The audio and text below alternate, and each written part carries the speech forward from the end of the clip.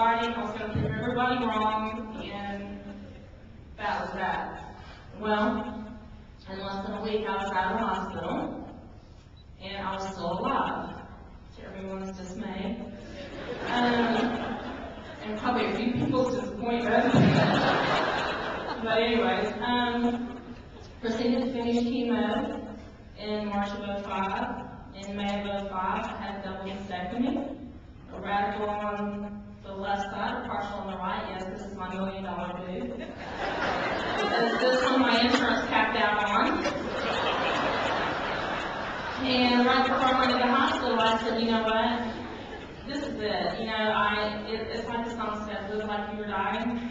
And I had been. So, or I had not been living like that, decided it was time. So, right before I went into the hospital, I told my son, I said, so where do you want to go? And he goes, what do you mean? I said, anywhere in the world, where do you want to go? It's your choice. And he looked at me and he said, are you okay? And I said, you know, I don't want to be one of those people that said, I wish I had. I said, what do you want to do? Anywhere in the world you want to go, we're going to go when I get out of the hospital. And he goes, Florida? He's not surprised, y'all. No, anywhere in the world you want to go. So he finally came back after about 2 days of thinking and said, Hawaii. I said, great. I booked the trip. I went in, had my mastectomy, came out. And my office at the time, I was in Keller Williams Canton office. They took 4-hour shifts and taking care of me for a week because my insurance would not pay for an in-home nurse. And I had to have one because of everything I'd gone through. Plus, I'd gone through reconstruction at the same time, so it was kind of rough. Yes, people were passing out in my bedroom trying to do my trains. And I'm sitting there going, a lot of help you guys are. People got to see more of me than I ever wanted, helping me give me baths. The office was awesome. They did amazing things for us. Had a graduation party for my son. He graduated from high school the week after. Made sure I was able to get to graduation. And went in for my 6-week checkup on July the 1st. Took my son with me the first time he went with me to a doctor's appointment. And they told me my cancer is back. And I thought, man, I'm alive. And they said, it's so bad this time that, you know, we need to start treatment like next week. And I said, I can't. I'll leave tomorrow. I'm going on a cruise with my son to Hawaii. And she said, Christa, it is really that bad. You need to start treatment next week. And it didn't take me long to say, you know what? If you're telling me I've got a short time to live, by God, I'm not doing chemo. I'm going to Hawaii with my kids. So we took off to Hawaii, and I'm petrified of heights. And one of the first things we decided to do was parasail. And Jay said, all right, Mom, you could go 400, 800, or 1,200 feet. He said, Mom, we'll just go 400. Because I said we were doing it. I was like, buddy, we are here. We're going all the way. So we got out there, we went 1,200 feet. It was a little scary at first, but awesome. The most amazing thing. While we were up there, we saw a pot of dolphin. We got to see the volcanoes. It was amazing. 2 days later, we went scuba diving together, and we're swimming with a whole bunch of sea turtles. And we went 4-1 up a dormant volcano, and we had a blast. We did things that I never would have done had I not made myself live. Well, as it would happen, went through chemo, came back again. This year, on February the 14th, I started chemo again. Went through, or 2007, went through chemo and radiation simultaneously this time. Had several surgeries thrown in for the heck of it. In 4 weeks, it was back again. Very resilient. Started chemo again in July.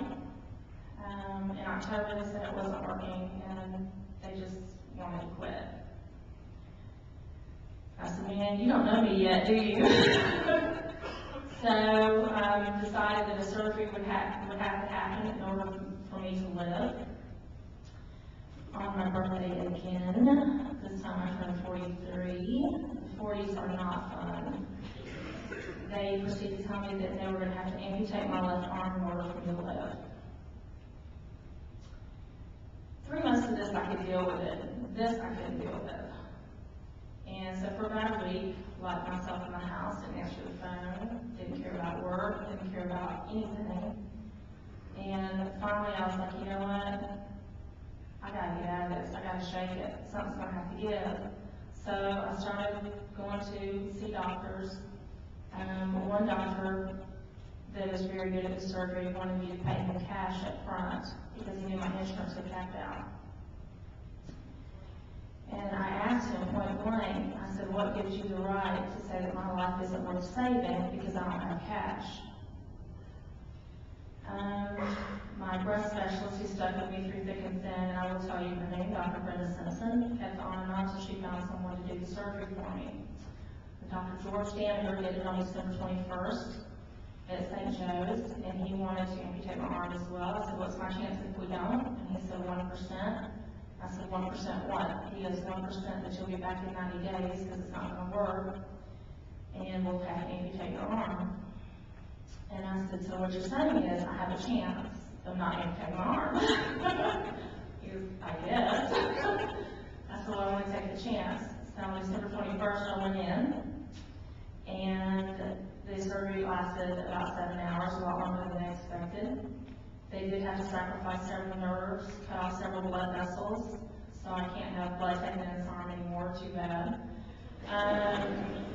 The arm's pretty beat up from it already as it is. And when I came out of the surgery, he came over to me, and I kept telling him before we went in, I said, you've got to be positive, you've got to be positive. You've got to know that you're going to save my life here. And he came up to me in recovery, and he said, I just want you to know, he said, we got it all. I said, what? He said, we sent down all the, your margins and stuff to the lab while you were still under lawyers on you, and they all came out clear. And the one thing I haven't told y'all is the only reason I had that surgery done is because for KW Cares paid for it.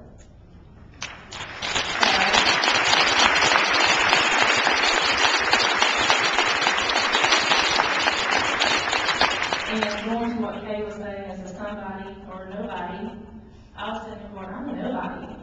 I am a nobody with Keller Williams, and they care enough about me to save my life. To where, as the doctor, money was more important than KW, my life was more important to them. And it's definitely changed my life. So just keep giving, and don't let anything stop you, and do exactly what they're saying. Live like you were dying, because it is so much more fun.